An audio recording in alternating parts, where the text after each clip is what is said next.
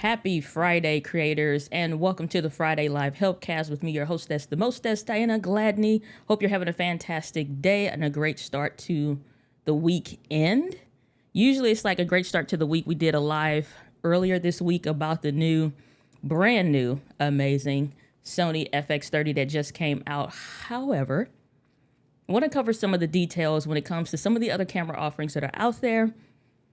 Not to bash any camera brand. Honestly, you could pick up any camera that recently dropped over the last 2, 3, 4, 5 years even and make amazing videos with very little limitations. However, like I remember my teachers in high school saying like we were in a microwave society then, and like of course everybody bashes whatever the current generation of young people are.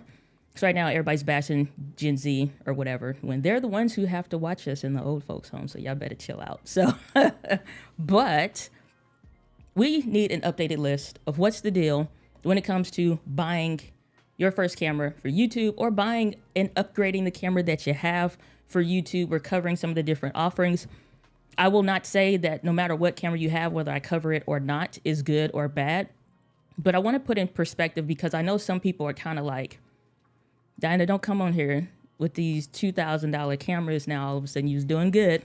All right, you had us. We bought the ZV-10 already. All right, we had the M50 before that, and we had Panasonic probably before that, or whatever. Don't start nothing, won't be nothing. Well, mind you, whatever I buy doesn't mean you have to.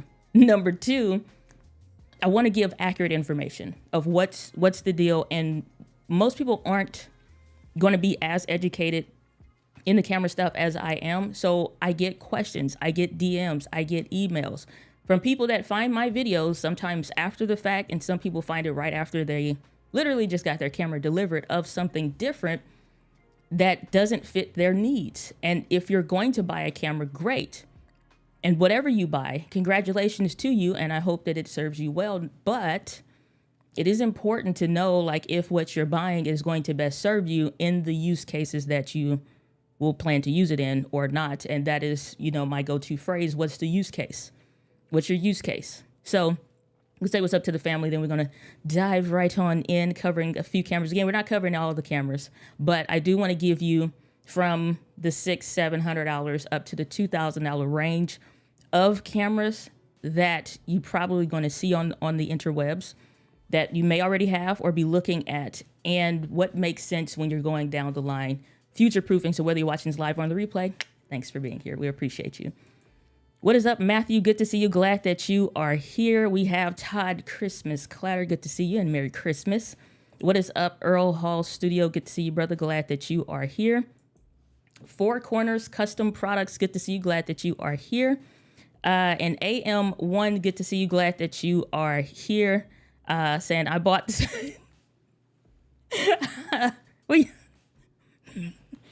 We 3 seconds in, I bought the Sony Venice because you know what? I'm telling y'all right now, for all of you that are married, spouses, and the like, don't have them DMing me. You told my husband, you told my wife, my girlfriend, my boyfriend that they didn't spent. Hey, this is free internet on the internet. They put that search in Google. Okay, they came to the YouTube channel. I didn't search them out. I mean, I did a little SEO, but that ain't my problem. All right, so y'all take it up with your spouses on your own. Let's go ahead and dive right in.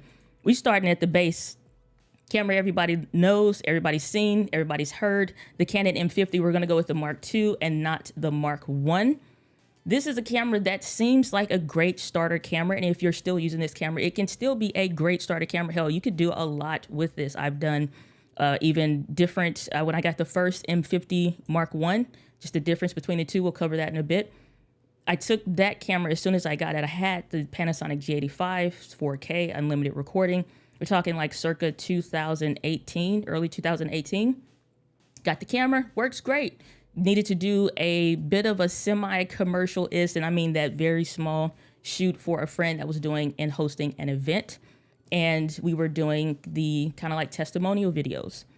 And I decided to shoot that with the Canon M50 instead of the Panasonic G85 that could do 4K unlimited recording, all the stuff that I would need just to put it through its paces. It did a great job, really great job. And the best thing that you'll find with Canon cameras More specifically is the reliable autofocus straight out of the camera, right out the box. You don't have to do anything to the basic color profiles of like just the standard picture profile. It's a good starting base, and it makes you look like you know what you're doing when you don't know what you're doing. Did I know what I was doing? Yes, but I was consistently getting better. What's some of the limitations that you'll run into with this camera is that the 4K, whether it's on the Mark I or the Mark II, you'll find that you're not, unfortunately, getting great autofocus. Right now, I'm using my Sony A6400, and I could take, let's say, I'm gonna hold this up to the camera, and I could block my face, and it focuses, and then it comes back to me, right? And there's a little box for my face, follows me all around. The problem with that on something like an M50 Mark I or II is that the 4K is what we would call crippled. It's not great. Is the quality great? Yes. But you're going to have to do the focusing. The camera's not going to help you. Matter of fact, it's going to hurt you if you let it do it. Not to mention there's what we would call a crop. We're going bare basics all the way up to the Bee's Knees Hall of Fame today. So just buckle in. This is what you call a crop. So this is, now we're at about 2.5, something like, are we? No, we about 1.5, something like that. You see how the angles and all that stuff got, this is what you call a crop. So when you go from 1080p to something like the 4K on the M50 Mark I, Mark II, now you have what was already a fairly good shot, and it crops in a bunch. That's on top of the fact we're not covering sensor sizes. I'm preferential to APS-C cameras. That's where most people start. It's where I just personally love and like. If you go to full frame, and the Lord bless you and keep you, it's just not my personal cup of tea. But that's what you're looking at. So when you switch from this camera on the M50 to 1080p to 4K, you lose autofocus in addition to not having the best as far as the framing and whatnot. Camera comes in at $700. You can't find these dirt cheap on the interwebs. So if you have the $400 and $500, you can even sometimes find them for $300, depending on how fast people want to ditch these cameras as far as like to upgrade, they need money, whatever the case is. Because what's interesting, you could go to a B&H photo video or whatever, they're not going to give you a whole lot of money for these cameras. They're going to give you like $250, $245, $300. So somebody sells their camera that they bought for $700, $800 with the lens and whatever other stuff. If they at least get $500, it's a good day for them. And that's selling it person to person, creator to creator, right? All right, that's your M50s. Those are good starter points, but here's the problem with that. In addition to the next camera that we'll cover, which is the Canon M6 Mark II, a way better camera and a way better offering than what the M50 does, because the 4K isn't crippled. It's a better sensor, it's updated. Yeah, you still will occasionally deal with minor crops. I think you can expect to see that no matter what camera you go to. Not as severe. Updated ports, different screen orientation. When we talk about that, it's just like the side flipper versus those that flip up. I'm team side flippy screen, even though this one is a flip up screen, it doesn't matter. But that's what it is with the Canon M6 Mark II. Great thing. Now you jump from 6 to 7 to like 9 and 10. Well, do you get $1,000 worth of value? That's up to you, because is it worth it to you to have now officially clean HDMI 4K? You still get basic colors straight out the box that look good, and you can get some fairly nice lenses. The Sigma 16, which is the lens that's on my ZVE10, they make this for quite a few cameras. So you can get this lens roughly price-wise, I think it's like $379 now. Used, my friend India, she found hers for like, on like Swappa, which is not a place I frequent, but I apparently need to, for like $100 and something. Bizarre price for an incredible lens. Gives you all the beautiful background blur at an f1.4 aperture, all the like. Real quick, we're multi-streaming. Again, we've been testing Ecamm Live, the multi-streaming with Ecamm Live. So we're going to a bunch of different places. Don't nobody come for me in the comments after, it's not at the 4K and the 2K stream. Mind your business. I know it's at 1080p on purpose. All right? It's intentional. So neither here nor there, but we're still streaming in 4K. We're just having to go down to 1080p for, I think, Twitter and LinkedIn. So, all right, Merry Christmas to you. Now, this camera is a great camera. 32 megapixel sensor, which means it's good. 4K up to 30 frames per second, and 1080p 120 frames per second. Whereas on the M50 Mark 1 and Mark 2, the difference between the M50 Mark 1 and 2 is a firmware update. Basically, they could have, it's the exact same camera body, exact same ports, exact same battery. Nothing has changed. Not one single bit of the physical aspect of the camera. Not one single thing. It is literally the firmware update. It's the difference if Apple or Samsung said, if you want to upgrade to the new updates, buy a whole new phone, and then we'll give you like iOS 15 or 16 versus, you know what I'm saying, needing the phone for the hardware updates. That's the difference. So when you go to a M6 Mark II, this is now with the kit lens, something a little bit better. And all of these are on the EFM mount that allow you to go up to getting this Sigma 16 kind of lens. And it's the third-party lens offerings that save that mount. But 720p, 120 frames per second on the Canon M50 Mark II and 1, or 1080p, 120 frames per second. Like with autofocus, I don't know if you get audio on those. I don't think so. Yeah, if I recall correctly, on the M50 Mark 1 and 2, you don't. Whereas on the Canon M6 Mark II, I believe you might. But that's for $1,000. Jump up now to the new offerings that Canon has for a little bit more money, which is why they wanted to make it comparative and competitive to you, the buyer. It's the Canon R10. The R10 and the R7 literally just came out not that long ago. These are fantastic offerings from Canon. You get a ton of features, and literally for the price that you're going to get the R10 and the R7, way better than the M50 Mark 1 and 2, and way better than the M6 at this point, Mark II. But if you are more strapped for cash, then those tend to be more alluring. But here's my thoughts on the EFM mount, and I said this in 2019, and you can probably check the footage on the channel. Those cameras were going out, even no matter how much I loved using them. The reason why I switched back to Canon from Panasonic is fantastic, and we're not talking about them today because they can't autofocus, and they refuse to update the cameras. They just now saying, well, we've been researching phase detection autofocus, which is basically the good sticky autofocus, a combination of that and a contrast detection and phase detection autofocus. They basically are giving you the bootleg autofocus that you don't want on the Canon M50 Mark II and Mark 1 in 4K, basically that, but worse sometimes. They've been trying with their depth from defocus system. It kind of goes, this is how that works, to explain to you and to share why I'm not covering Panasonic. The depth from defocus system does this. It says, I know you want to focus on this item here, but what we're going to do is scan to the item. Okay, got it. And then we're going to scan behind you. Okay, got it. And then we're going to constantly just keep decreasing that distance until we say, okay, we've narrowed it down. This is what you want to focus on. That's their depth from defocus system and how that works.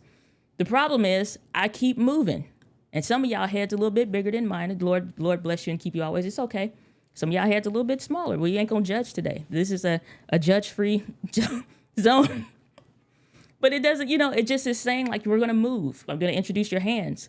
That's why you see those, everybody says wobble in the videos and stuff like that, or pulsing on the trees or the lights or whatever. You're gonna see that if you notice here, but because I'm giving new things for it to introduce, but it's not jarring. So that's why I'm not gonna cover Panasonic today. They make fantastic cameras. Honestly, I love Panasonic, but if you can't focus on yourself and you're doing this 90% of the time in front of the camera, unless you just love to focus on yourself or something like that, sorry, it's not the best bang for your buck. But if you're looking, you save a few extra dollars beyond the M50 Mark II, beyond the Canon M6 Mark II, and get something like the R10. And when we come over here to the interwebs, take a look at this. Dang, I cut my head all the way off. I guess I need to slide over. Wait a minute. Why am I so all the way over here? Hold on, because I'm not finna move. I don't feel like it. How about this? I tell you what, because I don't feel like sliding over. I was comfortable sitting where I was at. Let me reframe here. How about we do this? Shoot, because I don't feel like moving. All right, so here's what you're going to get on the Canon R10 with the kit lens, all that stuff. This is just a basic package. You're still getting 4K, but with autofocus. Matter of fact, you're getting not just 4K 30 frames per second. You're going to get that up to 60 frames per second. You're still going to get your 1080p, but up to 120 frames per second, like the M6 Mark II. But most people will hear the 422 10-bit, but that doesn't mean anything to them or anybody if that doesn't make sense. And again, that's in 4K, 60 frames per second, 1080p, 120 frames per second. The reason why I'm highlighting it is so you know what to look for when you go look at this stuff yourself. So when we start looking at this, that's a huge deal. It's a big, big deal. That's not in the ZVE10 at all. You don't have 10-bit. You have 8-bit, which is what cameras have basically under the sub $1,000 price tag. It's what you've been getting. So it's a big deal. 4K 60 with autofocus. They constantly are making theirs better on the mirrorless mount. Fantastic.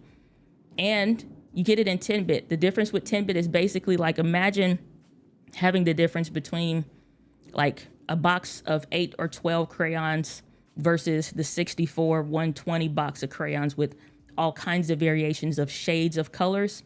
That's kind of like your difference between 8-bit, 10-bit, which is why you hear more experienced creators talk about wanting 10-bit in the camera. So when they color grade, if you got multiple variations of brown, you can adjust the skin tones more of what you want or adjust the greens more of what you want. So that's where that kind of comes into play and why most people care more about that. So this is a huge deal. You get the microphone port. There are some differences when it comes to the body design, especially when you're talking about looking at the R10. But for essentially $1,100, it's a fantastic bargain. It really, really is. Then the next upgraded camera that they have is the R7. The R7 gives you, now this is just the base body price or what have you. It's a little bit more if you get it with the kit lens. That one comes with like an 18 to 150 kit lens. But either way, it's not bad. But that's the base price with that. But you are going to need a lens regardless. So $15.99 is what you're looking at. Now, pricing wise, when you take that over to what this camera can do, you still get 422 10-bit up to 4K 60 frames per second, 120 p or frames per second when you're in HD video. Still get 8-bit, so if you don't want to use as much on your SD card or whatever, you can. You get Canon log or the C log, which allows you to color grade. Most of the cameras before then did not have it. There's minor differences when you're talking about the difference between the R10 and the R7, but I think honestly, if you're just getting into everything, the R10 is a great offering. The body design between these two are a little weird. Like when you look on the back of the camera, we pulled this up on B&H. The only difference is this one looks slightly different, slightly weird on the R7. I'm not going to say what people have been calling this online, but it looks a little weird, but the dial is up there. Doesn't mean it's not going to be handy, but slightly different on the body design between this and then like the R10, which if we come up here to the way this is, it's just a basic dial or whatever. Now, this is fantastic for a lot of content creators just getting started. It really is. It's a great, great bargain. But of course, Canon can't keep doing things well for themselves. It's the person that shoots themselves in the foot, and I just don't understand why. I don't understand why, but I'll tell you that in a second. I'm going to go into the comments here in just a second, saying that's why you say I sold my blank when asked. Oh, yeah, I'm very quick to say what I'm currently using. It's always in the descriptions. It's never hidden. People just don't necessarily look all the time, or they just assume, or whatever the case is. So, that's why I'll share what I'm actually using in the descriptions of the videos and update those periodically or whatever. But when it comes to like the A6400, A66, ZVE10, they are going to identically look the same. So at that point, it kind of doesn't matter. But yeah, that's why I always share what's what. Promoting Jesus, Veronica Armstrong, good to see you. Glad you're here, saying I'm here for it. I'm making a decision. This live is great. You're very welcome. He said, may the Lord bless you and keep you. Hey, it's my go-to. Saying I like you. Why, thank you very much. Appreciate that. And one saying 10-bit for the win, 100%. Tell you what's not for the win. Like I said, Canon did a great job with these cameras. They really did, the R7 and R10. Now, why haven't I covered them on the channel? Because you need lenses for this. When we look at the lens offerings, the RF mount, like, it cannot be said that the lenses are not fantastic. But fantastic glass or lenses comes at a price of what fantastic glass cost. Basic 24 to 70 f2.8 L series lens. Anytime you see that L on a Canon lens, like up here, that's their better lenses. They usually identify those with a red ring, but just because it doesn't have one doesn't mean it's not great. $2,300, and we're talking about an $1,100 to $1,500 camera body. Unless you're in a profession or you do want to really invest in yourself, basic lens of 24 to 70 is what most, I won't say content creators, but it will be what most professionals, photography, or some level of videography are going to pick up.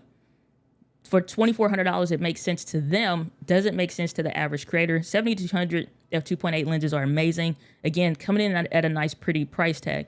This is the lens here. This 15 to 35 f2.8, again, an L series lens, does have image stabilization in it, but it is $2,400. Now, why bring these up when they have cheaper ones? Because this is the focal range that you want at the aperture that you want, so you can start to get more of a blurry background. That's a heavy lens. If you ever try that in person, it's a heavy lens. These down here, a little bit more conducive to what you might want with these. 35 millimeter f1.8, which will give you a look of like what I'm doing right here. This is a 35 millimeter on an APS-C sensor size. If you don't know anything about sensor size, I explain it best as small, medium, and large, like you think about going to the drive-thru anywhere. Small is like your micro four thirds. Medium is your APS-C, and full frame cameras or full frame sensors are more like your large.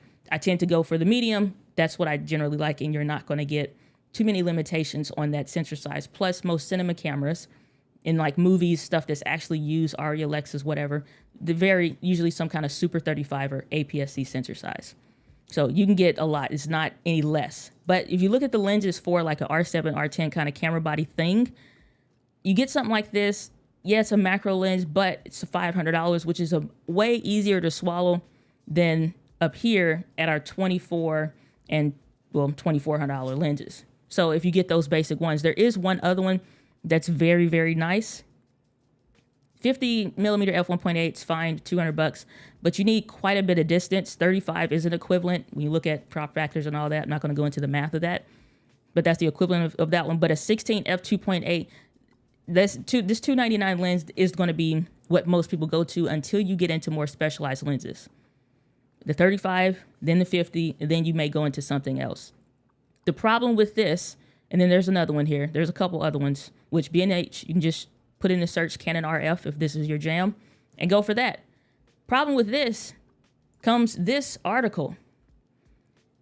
Canon decided for those new R7, R10, R6, R5, basically cameras, they don't want any third parties making lenses for them with autofocus because they're claiming it's some kind of copyright, or not copyright, patent infringement, excuse me.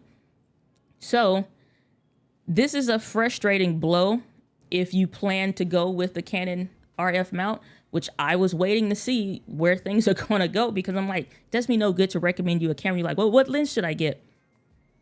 Those that I just recommended, those 2 or 3, they were like, yeah, but I kind of want something like the Sigma 16. Will it work? I've got those questions. The answer is no. And unless Canon decides to change their mind about this, that means you're not going to see your Tamron 17 to 28 f2.8, the Tamron 28 to 75 f2.8, the Sigma 16 millimeter f1.4 that you can find these for the EFM mounts, or like say your Canon M6 Mark IIs. What are the other one? Canon M50 Mark II, ZV-10s, Panasonic even, and Micro Four Thirds. You're not going to get that lens to work on a R7 or R10 at all. It's impossible. And unless Canon changes their mind, this is now the decision that most people and most creators, and we talked about that a little bit this week, are kind of frustrated with, because what lenses should I buy? Which third parties tend to be exceptional quality with a lower price tag than what we just looked at. So if you're looking to get any one of these R7, R10 lenses, or cameras rather, good luck, because Canon just kind of basically said, I hope they support that decision with more lenses, but if they do like they did with the EFM mount, that means years, plural, without getting lenses. So a lot of people have decided to switch. It's an offering. You will see a lot of used camera bodies from people making this decision to leave from there, but it's an offering that you're going to see. It's a recommendation. The cameras are not bad themselves. It's just that you're going to wind up spending more for the lenses. Initially, you're not going to find any third-party lenses that are of a good price like you would for some of the other brands, unfortunately. So I don't know what that's going to mean unless Canon, again, really supports that and come out with like 5 or 6 banger lenses that cover the focal lengths that creators want. But they tend to focus more towards their photographer base, and that's why you see the 24-70s, the lenses like that and stuff like that. So not my personal recommendation to go with those cameras. They're great, really great, but unless you want to stick with a kit lens, or you're prepared to pay more than the cost of pay for a lens is more than the cost of the camera body, which in some respects, and if you're making money with what you're doing, makes sense to make an investment like that. But if you're not generating income from the content style that you're creating, I don't know what's to be said about that one. The next best offering you can kind of start to look at is going to be, we already passed that one, that's the price with the lens. It's going to be the new kid on the block, which is the Nikon Z30. The Nikon Z30 is an interesting camera, and here's the thing. It's like $700 without the kit lens, and it's $46.95, which how they came up with these numbers, not really sure. But great price, excellent price for that. And honestly, a very nice offering. The Z50, to give you a heads up on the Nikon stuff, that one flips out to the side, as is normal for content creators. Z50, flip down. Why? I don't know who they were listening to. Clearly was nobody on the internet asking for that. It flips down. So if you put some kind of a tripod stand like my little Manfrotto Pixie, you can't see yourself now. You have the opposite issue when it flips up, because then you can't see the mic and stuff like that. So the side flippy screen, as is with the ZV-E10 and other similar cameras, is why that makes more sense. Plus, you have the ability to get more shots, in my opinion, when it comes to content creation, way better, especially. So the Z30 is honestly a really good camera. When you're talking about specs for this particular camera, let's go over to the interwebs. And if you take a look over here at what the Z30 is offering, for whatever reason, B&H Photo Video doesn't have their stuff updated. So if you want to take a look at this, you go to Adorama. You're looking at 4K, 30 frames per second. It's more similar to like a ZV-E10, just a Nikon camera. 1080p, 120 frames per second. Also, I forgot to mention the Canon cameras do have unlimited recording. This one only goes up to 125 minutes, which for most people is enough to get you going. The difference is between something like this, you're not going to get the log footage. There's no 10-bit recording and stuff like that. Yeah, you get clean HDMI out and some of the other things, but it's like a good base content creator's camera. Live streaming via USB. All right, sorry about that. If you had a little interruption, you may just need to refresh. But the Nikon Z30 is honestly a pretty cool camera for what it is. It has a microphone port. There is no headphone port. Like I said, there's no 10-bit. So for about the same price, comparative, if you did go the Canon route, you're starting to spend a bit more money. Now, again, you're going to spend more money on the lenses. So automatically you start going into the $2,500 to the $3,000 price range if you go the Canon route. Whereas with Nikon, they actually made a pretty smart decision to go ahead and not ban third parties. Canon could take a number from them, I believe, because when you start to look at the difference between Canon and Nikon right now, Nikon's winning. Nikon decided we're not going to ban third parties. So you will start getting lenses from Tamron. You can probably expect to see that 17 to 28 f2.8. Probably some of their, I think it's like a 20 millimeter f2.8, really small prime lightweight lenses. They're pretty good. I'm not going to lie, they're pretty good. Problem with that, they don't have them right now. So there's a bit of a waiting period. Will we see a Sigma 16 or something like that? I think there already is, unless I'm mistaken, because Sigma They made them for most of the mounts that were pretty much existing APS-C cameras anyway. So those are pretty good. Now, here's the kicker. Now, been leading you up to a point so you can start to see price-wise what makes sense when you talk about cameras. Now, if you go just a little bit more money, the Fuji X-H2 and X-H2S just recently came out. So if you follow any camera channels, you probably are seeing more about that. For a bit more money, about what you're spending for an R7 or somewhere thereabout, you now are going to switch from a 4K camera to an 8K camera. Now the difference in price starts to gain you more, whereas when you're kind of like right at $1,000, that's why if it's going to be under $1,000, for $700 for 4K, 30 frames per second, 1080p, 120 frames per second, a microphone port, Sony Catalyst browse, all the extra stuff of the ZV-E10 makes sense for $700. Z30, in my opinion, doesn't. It's just more of a preference. So it's a lot more benefits that way. Over here, with the Fuji side, XH2, 4K, 40 megapixel sensor, still APS-C, way better dynamic range, actual in-body image stabilization. Again, 8K, 30 frames per second. As far as the camera body design and all the rest, really nice. You start looking at a full HDMI port, a microphone and a headphone port, USB-C. I mean, you want to keep going. They have it. And side flippy screen or fully articulating screen. Great job. Freaking great job and fantastic offering from somebody like a Fuji for $2,000. This is a hard, not even a hard sell. This is a hard to pass up offering. The one single thing that is potentially a problem for most people when it comes to a Fuji camera, autofocus. Consistent, reliable autofocus. Is it terrible? No. Is it consistently reliable? No. Great. Looks good. Log profiles, 8K 30, all of that stuff, absolutely fantastic. I'm not going to dissuade you against from getting it. Just know, though, sometimes the autofocus may lose you more often than a Sony or even a Canon.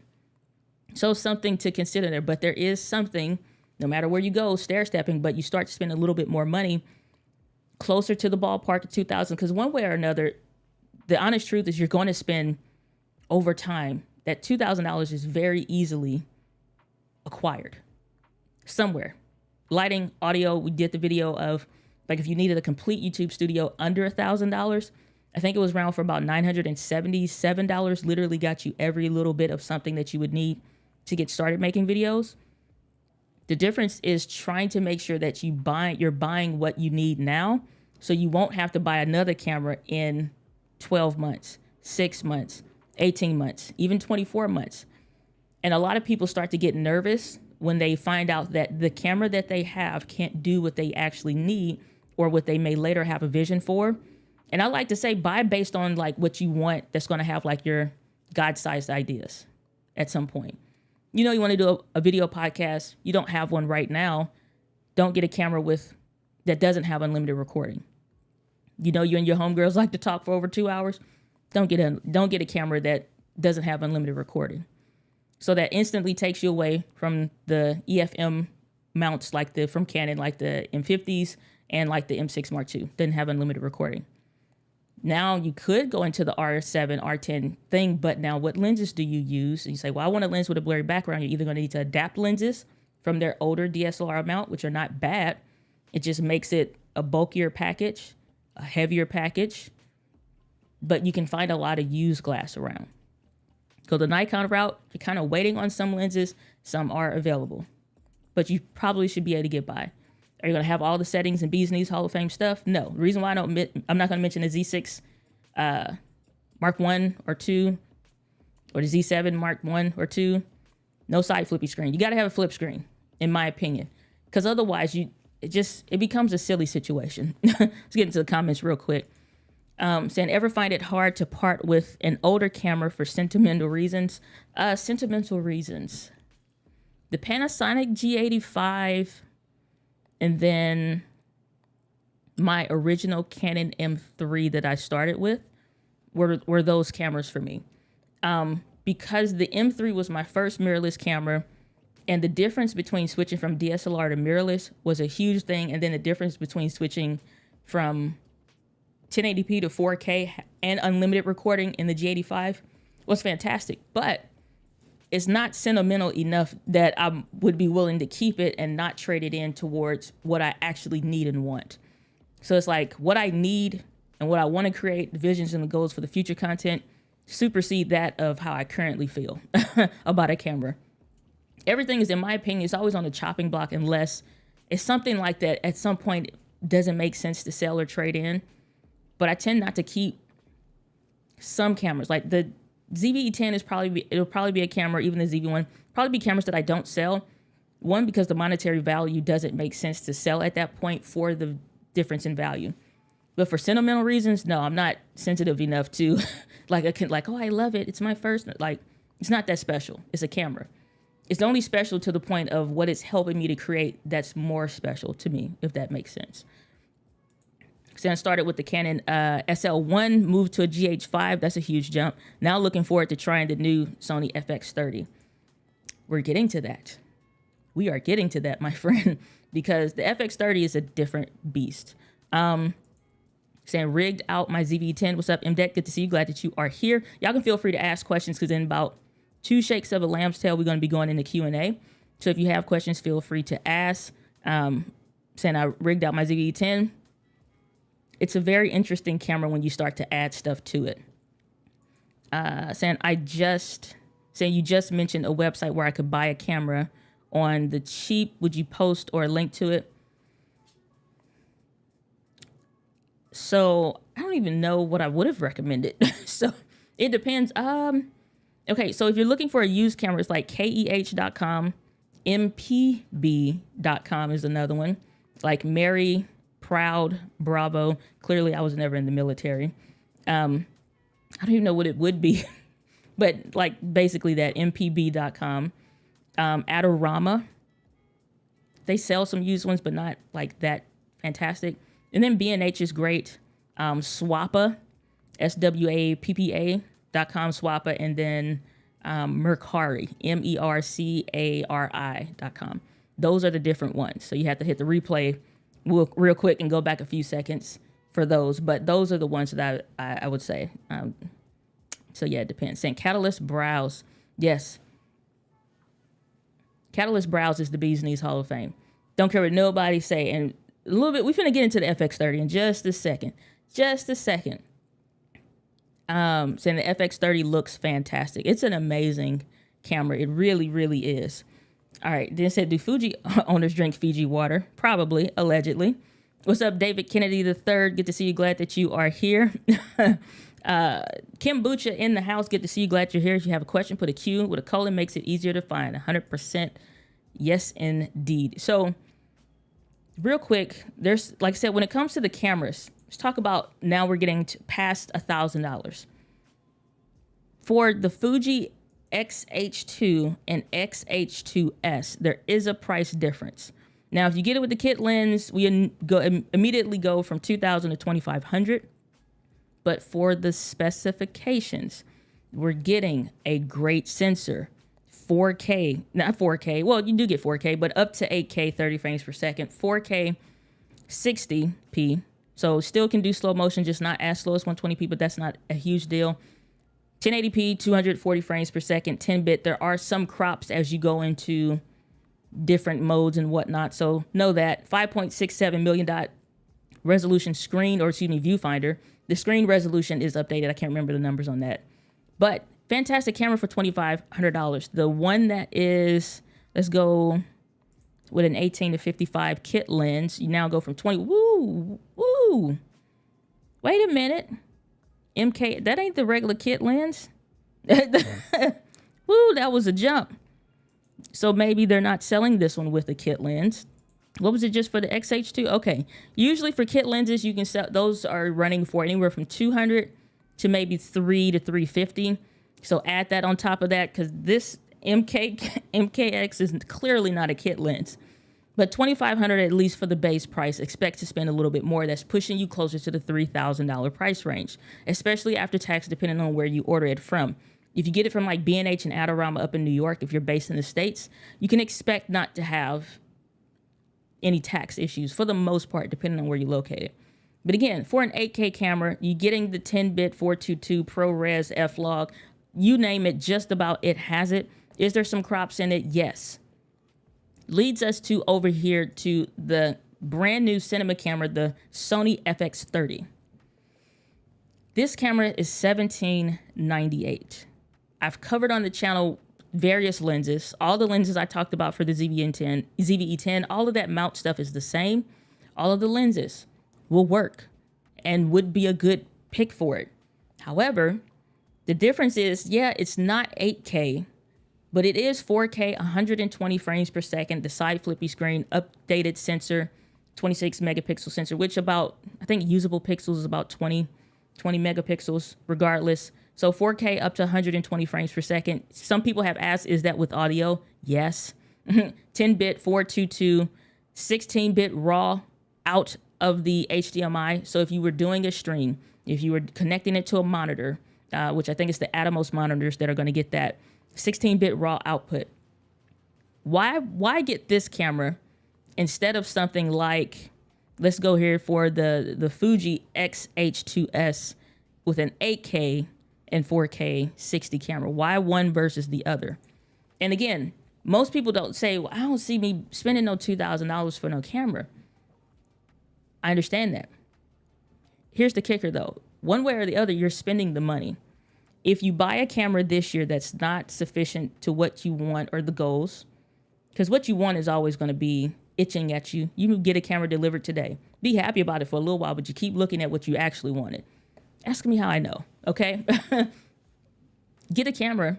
It's fine. You're excited. You use it. I'm not saying that what you have, again, as I said in the beginning, is not great, won't serve you well, and won't be fantastic. But what I am saying is you're going to spend that money anyway. One way or another, the $2,000 to $1,000 price range is a hard pill to swallow in one big chunk. But if you look at buying this camera, trade it in or sell it, and then get another camera, trade it in and sell it, like I've seen people make those incremental upgrades, you're going to spend more money. Sometimes it is better to wait, save that extra $200, $300, $400. It's usually the price difference of where you're at right now to where you probably would need to buy. And it's basically buy out your problems. Buy out your problems. Yeah, you could get the cheapest M50 Mark II or whatever, still do a video podcast at 1080p, and it's fine. We're doing a stream today at 1080p because we're streaming to multiple places, and I had to go with, I think it's LinkedIn that has requirements of 1080p. You'll be fine. But then when you start uploading and you start sharing it to TikTok, you start sharing it to Instagram, and you're like, why my stuff look fuzzy? I want my stuff to look clear like that. We record in 4K even for vertical videos to make sure we handle the compression when we put it on all of these different platforms that are basically squeezing and making the file smaller so that it can fit, right? So that's the case. Why go the cheapest route? Sometimes the cheapest route becomes more expensive in a short amount of time. I don't believe that creators should have to buy a new camera every year. I don't think that's logical. I think it's actually very illogical. But that's what ends up happening. I'm always going to cover the latest camera because people that are just getting started today need help and what makes sense with them today. That's why I say I want to cover from where you're probably going to be looking at to where you probably should be looking at. I'm not saying go for the Bee's Knees Hall of Fame, my new favorite perfect camera that just got released, which was the Sony FX30. I'm not saying doing that. I'm not even saying go the 8K route, but I am saying consider your options. What do you actually need? I know for a good and daggone well, this camera right here that I'm going to be getting, and I will cover content on it on the channel, but I'm also going to cover other cameras as well that are not Sony. But get what you actually are what's going to carry you to your next goal. And I think, like, when I was talking with some friends about this, it's like, what's your next God-sized goal? What's the Bee's Knees Hall of Fame goal that you have that extends beyond whatever subscriber number you want, getting monetized with YouTube or whatever? But what's the real significant something that kind of sits at the bottom of your heart that you're thinking like, it'll take forever to get there? You know what I'm saying? Put it into perspective. I thought it would be a way longer journey for me, the me that was thinking, like when I was had just got the Canon M50, was on the Panasonic G85. I thought that camera would be fine for a while. It wasn't, because you find yourself wasting more money and wasting more of your time that you already are working usually off a limited time frame, messing around with a camera that can't focus. This now is where this camera right here stops being as important. And most people say, well, it's for filmmakers. I'm not talking to filmmakers. Never have been. Never probably will for the most part. But I am speaking to the entrepreneurs that are content creating entrepreneurs. Your business is going to acquire expenses in doing this regardless. If you decide that you want to spend money on a camera, you can get this. Only problem with Fuji, and I said this a long time ago before I even switched from what's the name, was because if I went with Fuji, I'm with Canon now. Y'all remember on the live streams, I'm looking at Sony or Fuji. Whoever, either Sony needs to come up with a flip screen something, or Fuji needs to fix the autofocus, because Fuji X-T3 already was fantastic. Amazing camera. Autofocus not reliable.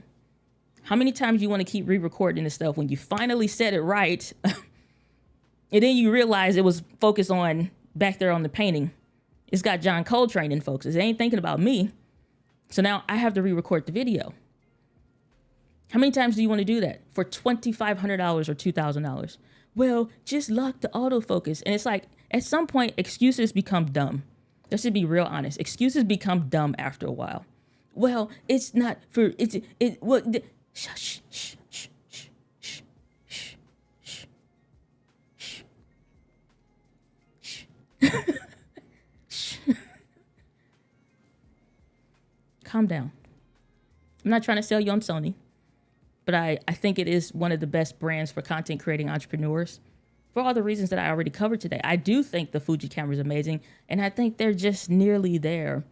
But if we're spending that much money, what are we getting for our money? That's why is this a bait and switch kind of a thing? And Fuji is great. I love what Fuji does. They really are fantastic. The autofocus reliability. The last nail in the coffin, if you will.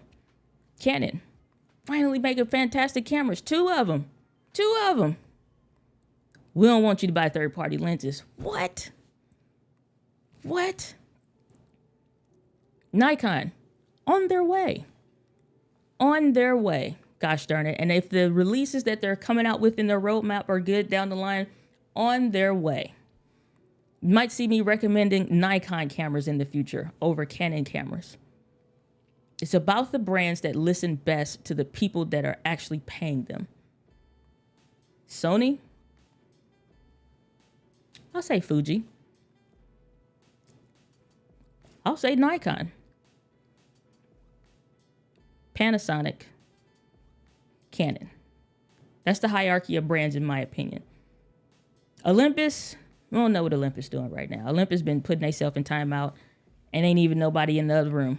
Ain't nobody in the room to make them stand. They just hold an encyclopedia in the corner on their own. We don't know what they're going through, but we're praying for them. We don't know what they're going through. Okay? All we know is their name is in the prayer request box, and it's just going to stay there for a little while longer, just a little bit. We'll see what happens.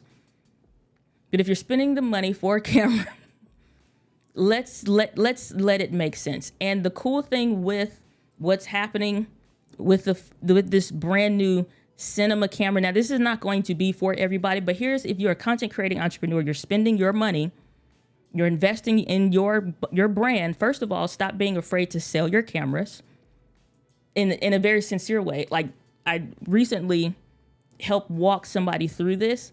KEH.com. I still haven't uploaded that vlog when I took a day trip to Atlanta. I went to KEH and I sold my A6600 there. I had the points, the air miles and stuff for the points. And I was like, let me go. I was trying to see if I could sneak back there where they be working on stuff and all of that. I got to go in the office. They let me go in the office and stuff, but I didn't get to see with them fidgeting with the cameras, which is what I really wanted.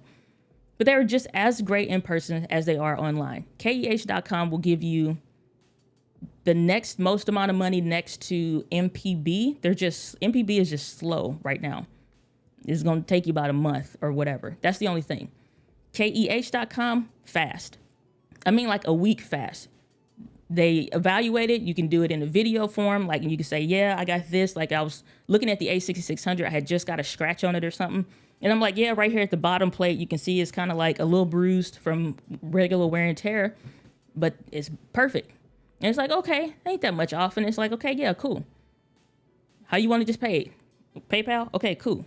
Before I got home, again, this is a day trip, and I ain't stay in Atlanta that long. Before I got back home, I think I was boarding deposit. So, and it's no different really if you just stayed at home and just mailed it in. But I was like, I don't feel like it. It's faster to go there. So they're the best, in my opinion. So stop being afraid to sell your stuff. And when you sell it, sell the whole kit and caboodle. The lenses, the accessories, get the full bang for the buck. Keep everything but your SD cards and or keep the SD cards and stuff like that. Now here's the deal. When you upgrade to better cameras, 4K, if it has like log files and you're color grading and you're doing all this stuff, it's gonna cost. It's gonna cost time. You need to have SSD drives. You need to have faster SD cards. You want a better computer, but these are the cameras that you're doing stuff with. The difference with this is when you come over to a camera like this, even the Fuji X-H2 or the X-H2S and stuff like that, you're buying this so you can hand it off to the videographer that maybe you hire. We talked about last week of hiring a video editor. That's the first form of handoff if you don't already have a virtual assistant. When it comes to your video content work, that you should be handing off. I'm not buying this camera so I can become a filmmaker. I'm buying this camera so I can get a videographer.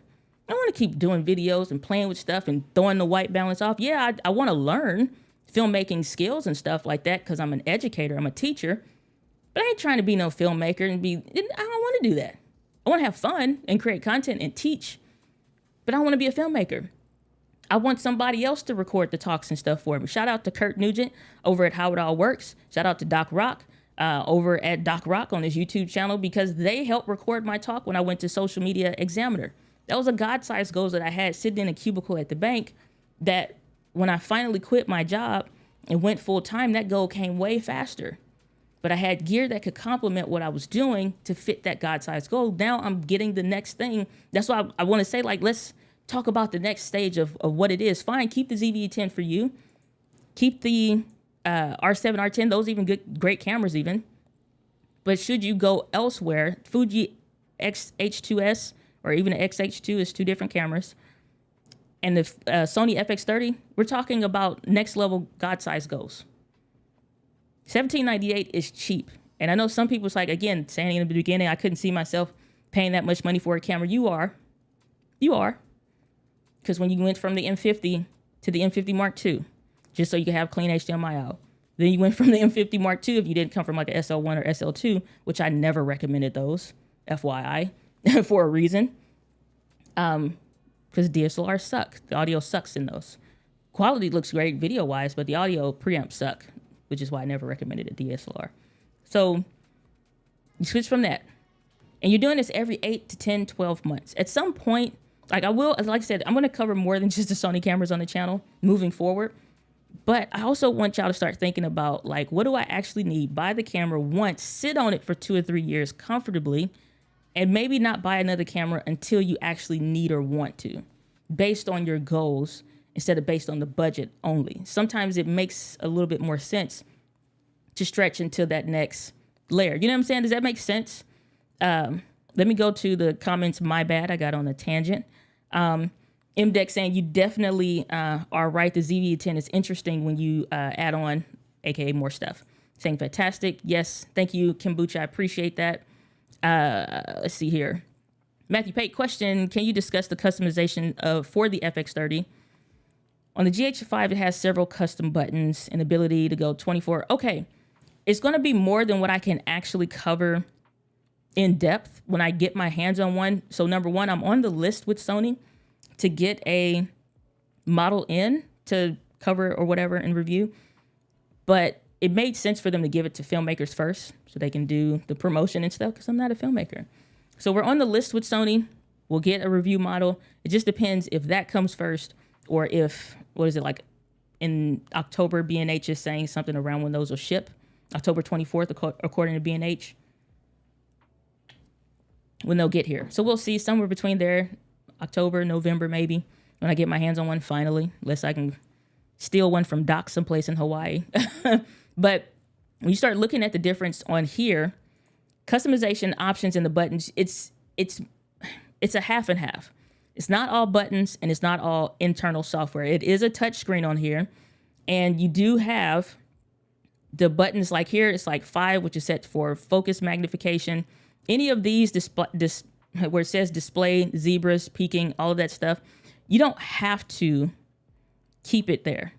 It can be whatever you want. The trash can button, I usually program that to something else. And then up here on the top, you'll see that they have the first one here for the iris, which if you want, but you also have a bunch of other stuff. So it's very different than, well, not very different than a Panasonic. So you can probably customize it the way you want. And you can even do this, like I said, on your ZV-10s and A6600s, A7 IIIs, whatever.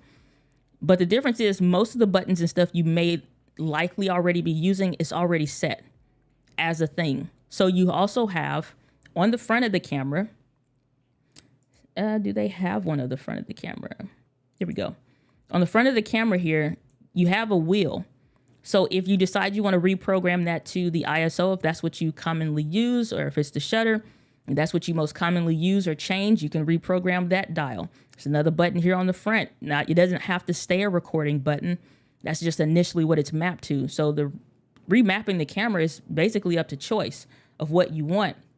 The other aspect of that, like I said, you have the buttons on top. You also have the zoom rocker. What might you change that to beyond like the clear image zoom? I'm not really sure, or unless you just turn it off or something or don't use it. But that's the thing. Most of the stuff on here is pretty much already set to what you might ideally already use it for. Only things that you probably wouldn't be able to redo is this playback button and then the function button. But even then, that one may be up for grabs because it has like the swipe up ability if you want to change that. So the customization is that. And then there was another video that I had showed when you're going through this one. Let me see if I still have that video from before. Nope. Here we go. Oh, a little bit further back. All right. So in this promo video that they put out, which is available on the interwebs, you have where you can not only customize the buttons and the dials, what you have on screen can be customized. So that's up to you. Then I'm gonna scroll a little bit forward because there is one of the screens where they showed it's right there. I'm gonna let it play to it because I keep skipping past it. But one of the buttons is like where it's like basically right here. Daggone it. Keep barely missing it. All right, we'll just have to get there eventually. But one of these screens allows you to basically put up like a heads up display for whatever it is that you want. But it just depends on what you are actually wanting to remap it to. Without going too deep, it's open. Even with the ZV-10, the ZV-1 even, it's open to whatever you want to reprogram it to. It's available for the most part. There's only some minor limitations, like if you go from something like a ZV-E10 to like an A7 IV camera, or even like a Sony A7C, expect like an A7C Mark II at some point. But you can map the buttons and redo stuff how you want it here. My buttons, and here's the other thing with that as well. The button landscape of how you use your camera and what you need and have access to can be remapped differently for when you're in a video setting, to when you switch to a photo setting, to when you switch to the S and quick mode, or it's like the slow and quick, the S and Q setting. It's different. So when I showed, I'm not sure on what video on the channel it is that I covered, but when I showed where I covered my nephew's graduation, and I took the 70-200 f2.8 and the Sony A7 Mark IV, to go from video to photo, two totally different mappings for the buttons because I need and want access to different things. Same is going to be true for this one. It's not photo dominant. You can take photos with it, but it's not a photo dominant camera. So to cover that question, what is up? was about to say Professor Walker. We'll go ahead and speak that. Professor Walker. What's up, TED Talks? Good to see you. Glad that you're here. K-Walk Comedy asks, would you advise selling the ZV-1 and ZV-E10 to switch to the new FX30 for video content creation? That is an excellent question and a very unique use case, because what you're going to probably get financially for either one of these cameras is not going to make a huge and significant dent in like the price of the camera for the most part. You may get a few $100. And maybe like, and I'm saying like, maybe let's say 1,000. I think on the best day, it's probably like $1,000. That's how you get that for the two cameras. That now puts you at like $798 that you're spending for this one. Would I sell both of those in lieu of going towards the FX30? A couple scenarios make me say yes. I know I plan to make money with this camera to where I can probably quickly get a second body that might be something like an A7C Mark II down the line, or like an A7 IV allegedly, maybe. Probably not the A7 IV, but something else. Because two cameras is very different than one. Two very different kinds of use cases. This I can always throw in the bag and always have with me. This I need to think a little bit more if I actually want to carry it or not. You lose that option, those like that very little subtlety. Doesn't seem like it's much. You lose that very little subtlety by having a camera like this. It is going to be a little bit more weighty. It's like 1.2 pounds, like 11 something ounces or 13 ounces or something like that. So the weight is a little bit more if we scroll down. I think it's 1.2 pounds, 562 grams for the drug dealers out there. But 1.2 pounds. So would I? Yeah, I'm not going to, yeah. It's very little reasons why, unless you just want two camera angles, you need the two, because you're going from two camera angles to one. You're getting a whole lot more bang for your buck. You might be able to get somewhere close in the neighborhood of like $1,000, maybe more if you sell them yourself. Yeah, because the price difference of what you would now kind of have to maybe come out of pocket is maybe the cost of one ZV-E10. Would I be willing to make that trade for that? Yeah, because what I can expect to happen with this camera is probably gonna get Netflix approved. And that's not to say what you're making content about today deserves to be on Netflix or something like that. But it's a guy who made a video called, not a video, but a movie called Highline. And he shot that on the A6600 and I think like an A64 or 6500 or something like that. And that's the same exact sensors and stuff in here. Exact same performance, all of that. Everything to the detail, minus stuff that you get in this camera. And was able to sell that to, and got a deal, and it's on Amazon Prime. Footage looks amazing. So you need a better camera to do that. But again, his vision is not necessarily yours, but I'm just saying like, it's not going to hold you back if you kept those cameras. Are you going to want one? Yeah. Are you going to want one? Yes. Is it going to hold you back? No. Is it going to be more limitations at some point? Yeah. And you start to feel those limitations the more newer cameras come out? Yeah.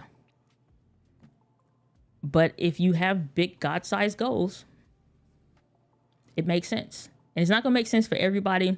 It's just a matter of if it makes sense for you. And that means you're also not also shooting in like a standard picture profile kind of a thing, right? You know what I'm saying? Like you're learning more. You have a goal for what you're getting this for. It just needs to be a big enough goal for why you're getting it. If I was only just going to keep maybe live streaming or something like that, and I didn't have other plans or goals and stuff like that, probably would never move past most of what's out there, minus, like I said, the A7C Mark II. When that comes out, I think it'll be a nice camera. But would I? For the right deal? Yeah. Like the right goal? Yeah. Most people probably won't need to, because most people aren't consistent with their content enough to keep posting regularly enough to where they won't look negatively now at how much money they've spent and say, I spent all this money on this dine. It's your fault. Did that daggone live stream. And I knew it. Shouldn't have listened to you. Now I done wasted all this money and I'm not, channel's not growing, but it ain't have nothing to do with the camera. If you know that's you, don't buy it. Don't buy another camera. use what you have. Literally, use what you have. That's my honest advice. Out of focus footage hurts. Panasonic G-Nail, yeah. You get that recommendation from me. Yes, it does. Said maybe I need to sell the M50. Sell it to a person, or sell it to a person like one-to-one, because I found with some of these camera companies, they're not taking those anymore. They may take the M50 Mark II and stuff like that, but at best it's like $395 or $345 or something like that, and it depends on like the market ebbs and flows, but that's usually about the price range. You can get more for it selling it yourself on a swappa or something like that. But yeah, you can sell it and get some money for it, but it'll be Adorama, KEH, or MPB. Those few. Veronica's laughing. TED Talk says, so you're saying the ZVE10 first, then sell FX30, but what about lens options for the vlogger? That's the difference. It's still the Sony E-mount. Whatever you're going to keep using on your ZVE10, whatever you already got, fits and already natively works if you are moving to an FX30 kind of camera. That's why Sony calls it the one lens mount. It's just one mount, the E-mount, Sony E-mount. All of the lenses you already have, even down to the cheapest kit lens, already works. I can take my 35mm f1.8, put it on that camera, it works. It's no slowing down in the electronics or anything. If you look at the newer cameras that just came out, the 11mm f1.8, the 15mm G f1.4, and what was the other one? 10 to 20 power zoom f4, no optical steady shot in it. All of those don't have stabilization, but super small, super lightweight. I'm thinking they're getting ready to drop the A7C Mark II. Lo and behold, they had a cinema camera in their back pocket. Want to be an FX30. So same lenses that you're using. If I'm going to vlog with it, I'm still going to use my 10 to 20 f4 because it has the OSS in it. Anything to take the extra little bit of shake out, I want it. Plus, they already fixed, like if you are subscribed to my vlog channel, you would have seen when I went to Washington and the vlog footage, and I completely botched most of those shots because I forgot active steady shot was still on from when I was trying to stabilize my hands for something I was zooming into. Forgot to take it off. It looks like the sides are coming away from the camera. It's ripping, it's a real crazy wobble situation. That's the active stabilization in this camera. And I'm trying to figure out why they are not fixing it. What they did do is fix it in this camera. Still not a fan of it in an A7 IV, but for whatever reason, it's fixed in this camera. So where you have IBIS, in-body image stabilization, you have the active stabilization that does not do that at all. And then you have the Sony Catalyst browse if you want to use it. And then you have the optical steady shot in a lens if your lens have it. So regardless, you have steady footage, even just straight out of the camera. Anything extra, you can keep using what you've been using. I'm still going to stick with my 10 to 18 f4 lens for vlogging, but I would pick up either the Rokinon 12mm f2 lens or the Sony 11mm f1.8 lens. And it's just a preference of whatever you want to get at that point because they're both small and lightweight. So vlogging lens, you probably just add a couple more to get something else that you want if you want to decrease the weight. But the Rokinon 12mm f2 lens is probably going to start being more of a hot seller than it already has been. So yeah. Good morning, Carlos. Phoenix, good to see you. Glad that you're here. Saying Hoover. Don't know what that's about, but all right. Insane McLean, good to see you. Glad that you're here. That's a sweet hat you got there, buddy.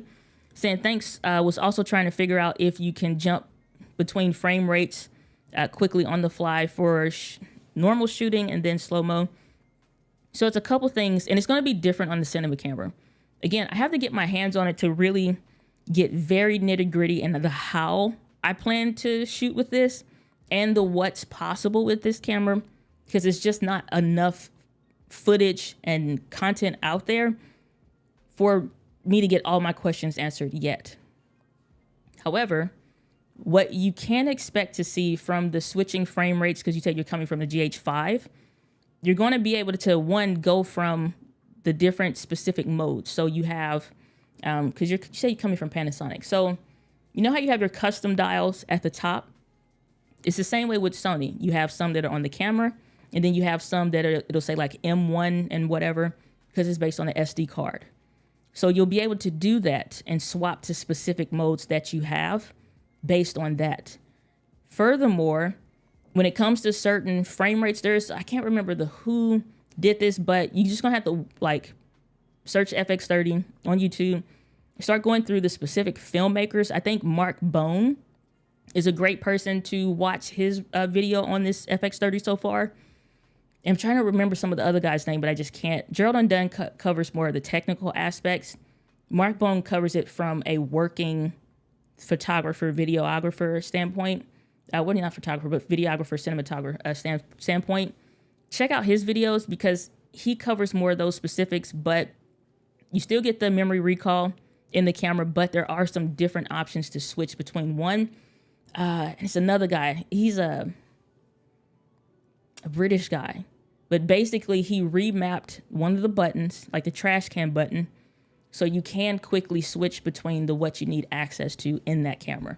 So there's a couple creators out there. It's just not a whole lot of content out on this camera yet. But from what I see, you can switch between whatever frame rates, variable frame rates that you need. And when you need to completely switch, so you're not having to remap a bunch of stuff, because you do have the shutter speed where you can switch. And I know I'm going super technical for any of you that aren't with me, but I'm specifically talking to my mans right now, okay? So if you need to switch and maybe you're adjusting the shutter speed, you can do that. But I would probably say the clear image zoom is still going to be the way to go. Not clear image zoom, but the memory recall is going to be the way to go for most of what I'm thinking you're talking about doing.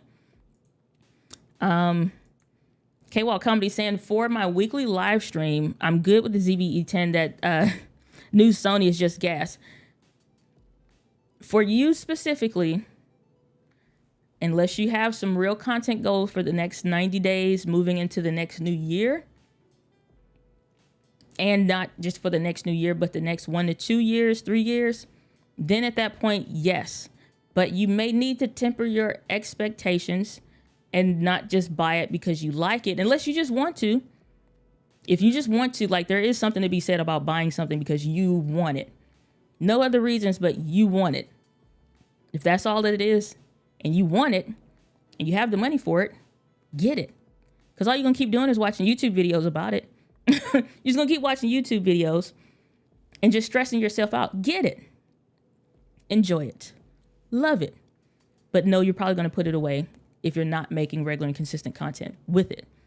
Know that you're probably not going to want to use it because it's a cinema camera and it has different features.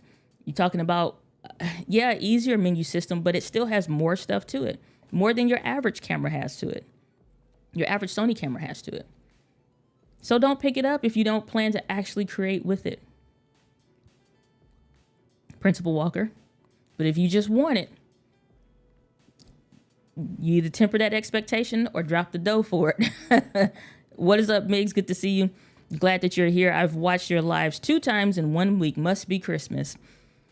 We've been considering bringing back the Friday Live Helpcast as we're doing today. So we shall see. Living Water Quilter, good to see you. Glad that you're here. What's a good backup camera and lens combination? Depending on what you're already using, most of the time it's that same camera and maybe a zoom lens that's like an f2.8 or a prime lens. Because if what you're already using is, let's say, a ZV-E10, probably is going to be getting another ZV-E10. Because there's certain ways of how you use your camera. It's certain ways of how you have your buttons mapped out. It's certain ways of the audio levels and the preamps and stuff like that. Excuse me. It's certain things that you're already using that you're going to want and you're going to look for. You're going to look down on anything else that kind of isn't doing that or can't do it. You can get like an A6400 if it's just going to sit on the tripod or something, but then you're going to be looking for like, oh man, I wanted to use clear image zoom, or oh man, not clear image zoom. I wanted to use product showcase mode, or I wanted to, and the camera can't do it. So now you're stressing about it. It's usually the same camera and then get whatever that next right focal length is. If I'm doing something with the ZVE10 and a Sigma 16 and I wanted something else, I would still get another ZVE10, but I would probably get either a prime lens like the 35 millimeter f1.8 that I'm using right now if I didn't already have one, maybe another Sigma 16 if I wanted a wider angle, or I would get something like the Sigma 18 to 50 f2.8 lens, so I could have zoom, but at an f2.8 if I'm getting side shots and stuff like that. That's the kind of stuff that I would look at. Look at what you're actually using, what you actually have in mind for, but usually it's like the same camera or something very close. Like the ZV-1 is fine as a secondary camera to the ZV-E10 because it's going to look the same. You're going to have all the same features, but surprisingly, I would pick this camera up before the A7C right now. And not because the A7C is a bad camera, not because it's full frame APS, none of that stuff. Simply because feature sets, based on how you're creating, what you're expecting to see, what you need. Because now you like, I got to take this camera down. It's those little things that you waste time on that kind of doesn't get talked about a ton. But it's the little things you tend to waste time on. What's up, Mark Bowden? Good to see you. Glad that you are here. What cameras have you? Oh, brother, you late. We ain't finna go back to the beginning of the Bible for you. No, just kidding. We covered a lot, man. We had slides and everything. We had a party. We had cake. Had peach cobbler and ice cream. Hey, man, you missed it.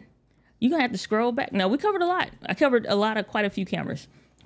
So we talked about quite a few, my brother.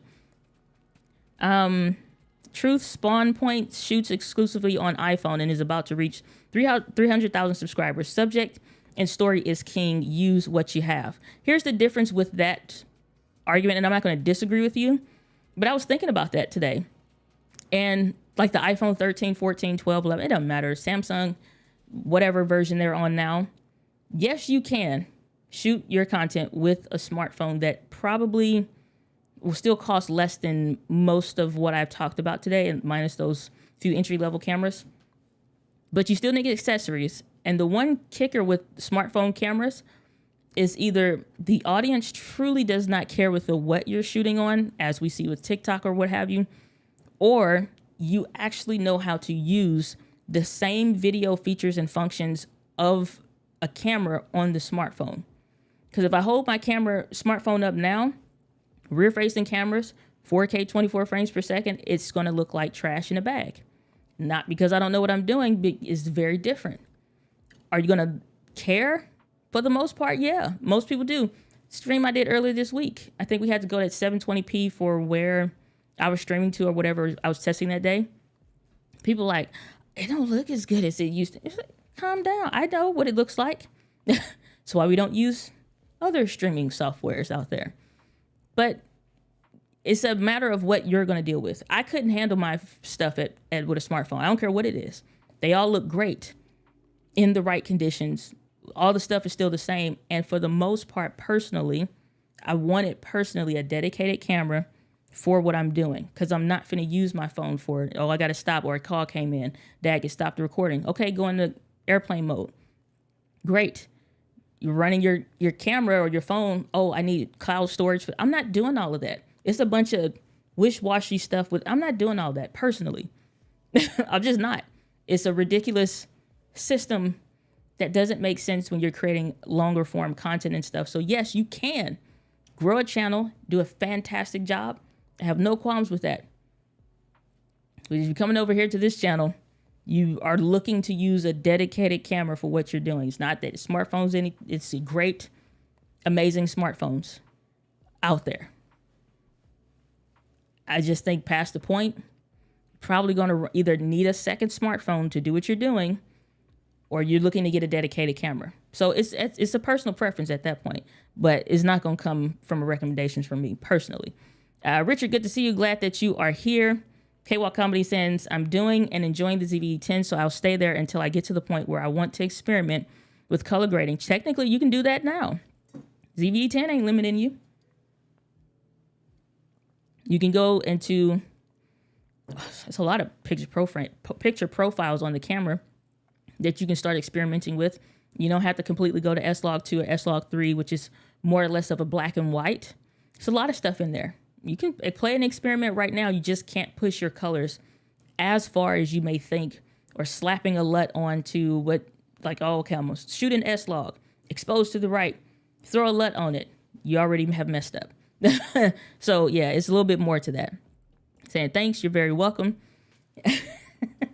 Meg saying, dag, I missed the pizza party. Hey man, we had cake, we had peach cobbler, we gave away 7 cameras. You missed it, man. We gave away 7 ZVE 10s on the stream today. You missed it. You missed it. I see, that's what you get for using Nikon. You're late. You're late. I'm just kidding, Meg. No, just kidding. We have a couple other things to cover real quick. Like I said, smartphone. I really don't care what you use on the channel. I really don't care what you use on your channels or what you use. It doesn't matter.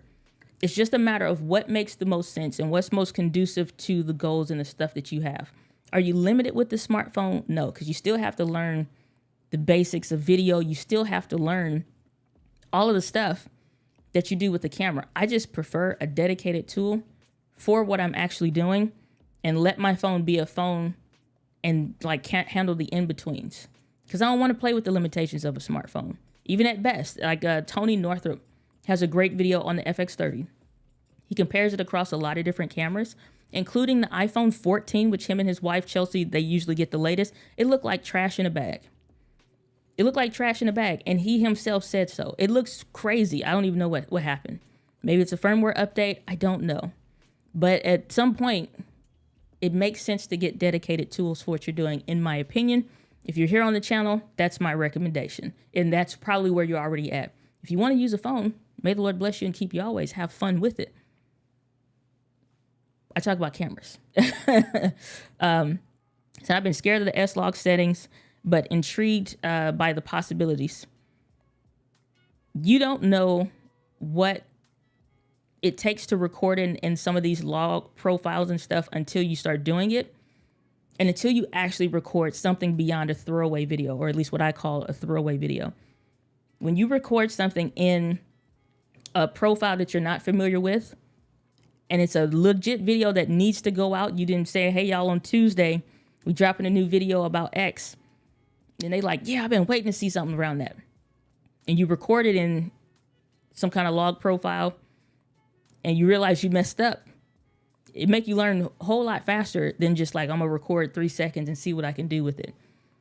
If at least take some time and learn what the different log profiles are, how to best use them, or what the recommendation is, and then experiment. Because what I've learned on YouTube and what I've learned in just doing video over time, the more that you create content, the more you create videos, the more you learn how. That's why you started hearing me talk a lot in like around 2019 about use case. It depends on your specific use case.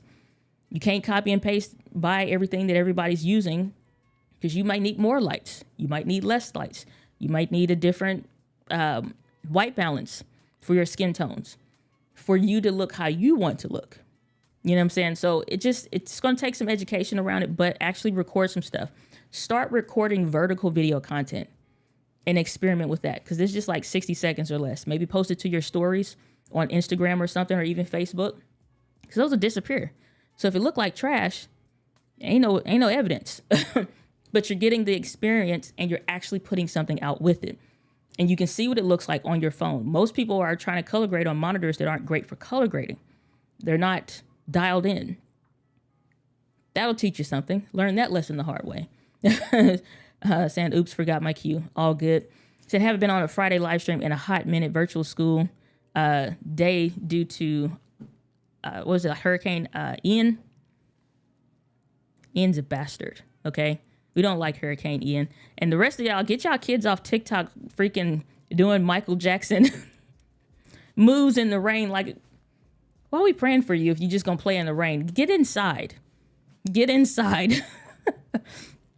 I have to hop over to the live stream. We're covering the YouTube updates with Social Media Examiner. I'll put that on the community tab for the channel. That's where I'm gonna wrap it up for this particular week, this Friday live, if you will. Might be live a little bit later. Those of you that are in the Video Simplified community, we have a live stream at 5 p.m. covering the Building a Team course, and we're going over any basic issues that you're having with applications. If you're getting applicants back, you're not sure how to evaluate your people. We're going to go over that stuff. Some creator hot seat sessions tonight, 5 p.m. Central Standard Time in the Video Simplified community. You want to join? You want to get in the course? It's buildingateam.live. You want to get in the community? It's videosimplified.live. So that's where I'm going to leave it. This is the course QR code. You can put your phone up to the thingy and get in where you fit in. If you want to get it, the launch price is gone. So this is the regular price of the course, but it has everything that you need in it, whether you want to hire a virtual assistant or a video editor. So may the Lord bless you and keep you always. I'll see y'all on the next one on the stream. Peace.